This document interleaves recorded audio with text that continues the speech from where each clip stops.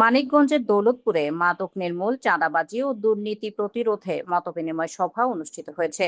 শনিবার বিকেল 4টায় উপজেলার 36 নম্বর সমিতপুর সরকারি প্রাথমিক বিদ্যালয় ও ঈদগাহ মাঠ প্রাঙ্গণে সমিতপুর গ্রামবাসীর উদ্যোগে এই সভার আয়োজন করা হয়। সমিতপুর গ্রামের মোহাম্মদ বাবুল সরকারের সভাপতিত্বে অনুষ্ঠানে প্রধান অতিথি ছিলেন মানিকগঞ্জ 1 আসনের সংসদ সদস্য এস.এ. জিন্নাহ কবির। বিশেষ বক্তা হিসেবে উপস্থিত ছিলেন মানিকগঞ্জ জেলা যুব দলের আহ্বায়ক কাজী মোস্তাক হোসেন দীপু। সভায় উপজেলা ও জেলা বিএনপি সহ বিভিন্ন অঙ্গ ও সহযোগী সংগঠনের নেতাকর্মীরা বক্তব্য রাখেন। প্রধান অতিথির বক্তব্যে এস.এ. জিন্নাহ কবির বলেন, সমাজ থেকে মাদক, চাঁদাবাজি ও দুর্নীতি নির্মূলে সবাইকে ঐক্যবদ্ধভাবে কাজ করতে হবে। তরুণ সমাজকে মাদকের ভয়াল থাবা থেকে রক্ষা করতে অভিভাবক ও সচেতন নাগরিকদের এগিয়ে আসার আহ্বান জানান তিনি আরো বলেন, কোনো অপরাধী বা চাঁদাবাজকে ছাড় দেওয়া হবে না।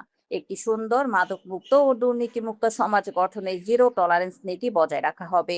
এ সময় বক্তারা মাদক, চাঁদাবাজি ও দুর্নীতির বিরুদ্ধে সামাজিক প্রতিরোধ গড়ে তোলার উপর গুরুত্ব আরোপ করেন। সভায় স্থানীয় গণ্যমান্য ব্যক্তি, রাজনৈতিক নেতৃবৃন্দ এবং সমিতপুর গ্রামের শত শত সাধারণ মানুষ উপস্থিত ছিলেন।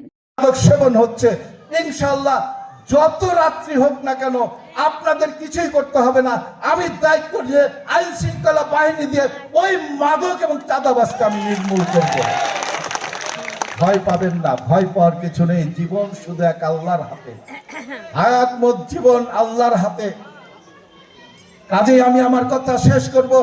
আমাদের বিপ্লবী নেতা তারেক রহমান বলেছেন, একটা জাতির যত উন্নয়নই হোক না কেন, একটা এলাকার যত উন্নয়নই হোক না কেন, এই দেশের মানুষের ভাগ্যের পরিবর্তনের জন্য যতই কাজ করি না কেন, সেই কাজের সফলতা পাওয়া যাবে না যদি না মাদক, চাঁদাবাজ, দুর্নীতি আমরা মুক্ত না করতে পারি।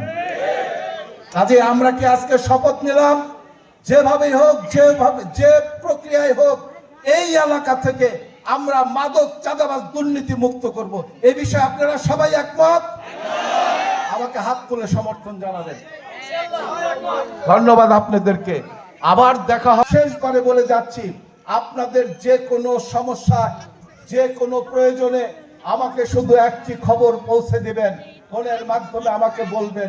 ইনশাআল্লাহ আগেই যেমন কথা দিয়েছিলাম, নির্বাচনের পরেও আপনাদের কথা দিচ্ছি, আপনাদের সকল কষ্টে, সকল সমস্যায় আমি আপনাদের পাশে ছিলাম। আগামীতে আল্লাহ যতদিন বাঁচিয়ে রাখবে আপনাদের পাশে আমি থাকবো। খোদা হাফেজ। বাংলাদেশ জিন্দাবাদ, বাংলাদেশ জাতীয়তাবাদী দল জিন্দাবাদ, জিন্দাবাদ, জিন্দাবাদ।